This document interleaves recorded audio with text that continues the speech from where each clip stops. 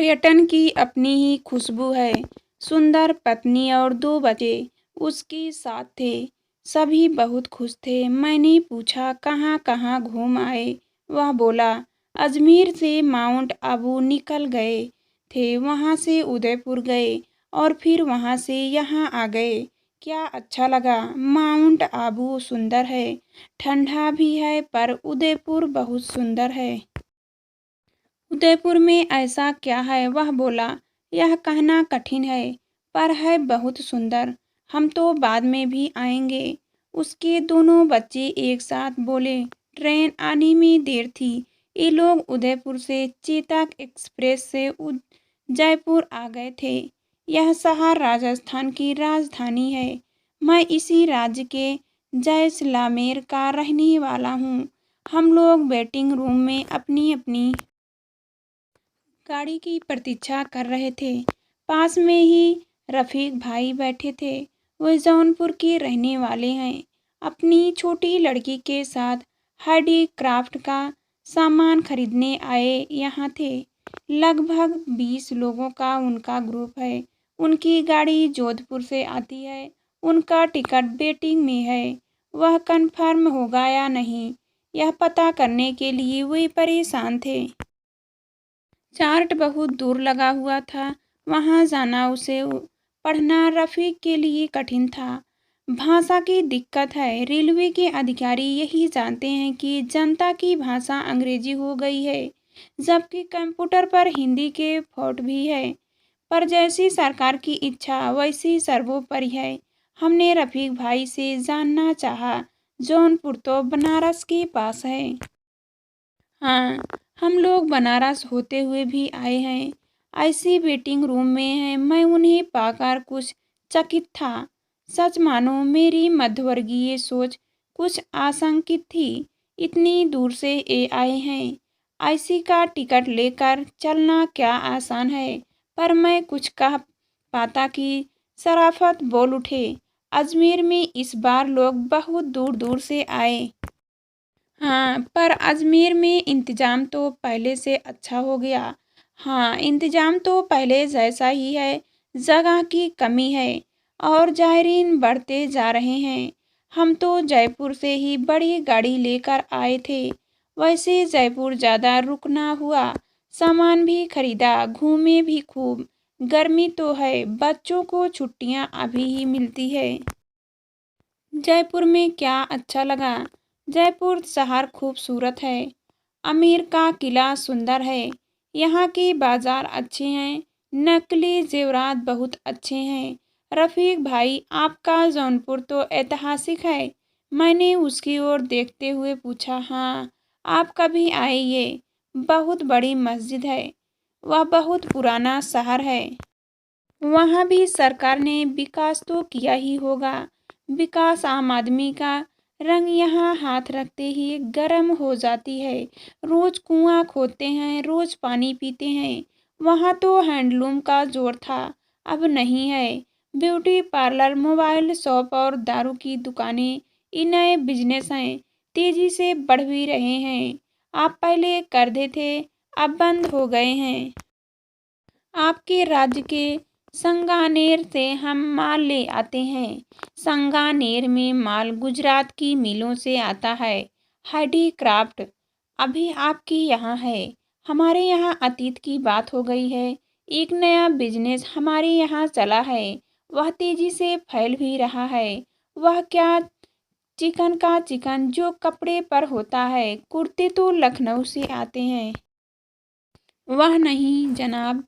Chicken क्या आप नहीं खाते? चिकन, मुझे हंसी आ गई। क्या आपका होटल है? नहीं जनाब, हम चूजे खरीद कर लाते हैं, उन्हें मुर्गा बनाते हैं, उन्हें बेचते हैं। यह बिजनेस चल पड़ा है। कोलकाता तक हमारे मुर्गे जाते हैं। बहुत बढ़िया बिजनेस चला है। कैसे मेरी सोच उस तरफ बढ़ गई थी। शराफत भी अपनी कुर्सी बदलकर उधर आ गया था। साहब, पंजाब हरियाणा में इसका बिजनेस चलता है।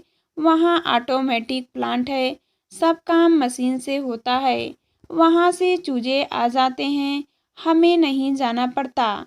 ऑर्डर देने वाले हमारे पास आ जाते हैं। हम हैचरी में चूजों को पालते हैं। चूजा 30 से 40 दिन बाद मुर्गा बन जाता है। हमारे यहाँ हैचरी का प्लांट होता है। इसके भी इंजीनियर हैं। पूरी टेक्नोलॉजी है। शहर से बाहर कभी हैंडलूम के करघे होते हैं। आज वहाँ चिकन फैक्ट्रियाँ हैं। हम सब बहुत वजन का हेल्दी चिकन बनाते हैं। हमारे यहाँ पानी बहुत है। एक बड़ा सा कमरा होता है। वहाँ पानी पाइप लाइन के जरिए पहुँचाया जाता है।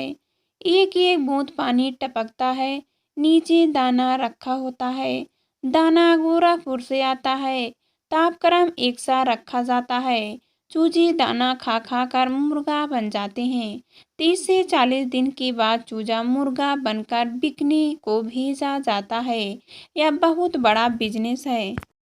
हाँ साहब, सब ऊपर वाले की मेहरबानी है। पहले एक फैक्ट्री थी, अब 4 हो गई है। यह 24 घंटे का काम है। स्टाफ रहता है। हमारे यहाँ शहर के बाहर सड़क के किनारे इसी के प्लांट लग गए हैं। चूजे पंजाब से आते हैं। हाँ, तो चूजे को हिंदू होंगे।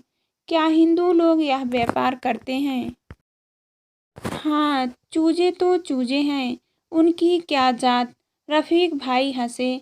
आप जात मत पूछना, धर्म क्या? आपको पता है गरीब की कोई जात नहीं होती। 2 रोटी मिल जाए वही कर्म है, वही धर्म है।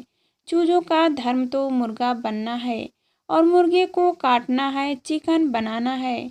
रफीक भाई ने बात को संभाला। सभी खाते हैं। आपको बताऊं, आजकल सब्जियां महंगी है। एक मुर्गा 100 से 200 रुपए में हमारे यहाँ से चला जाता है। आपको इस बिजनेस को करने में कोई दिक्कत होती है नहीं।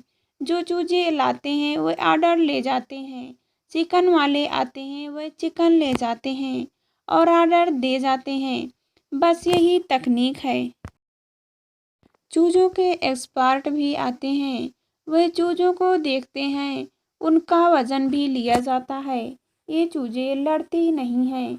सवाल शराफत की लड़की ने उठाया था। नहीं बेटे, मुर्गे बनते बनते जब तक इनकी आदत बदले हम इन्हें हिचरी से बाहर निकाल देते हैं। पर कभी बीमारी फैल जाए तो हाँ, इसके भी डॉक्टर हैं। जो चूजे देते हैं उनके यहाँ आप जाइए, देखिए अंडों को कैसे रखा जाता है।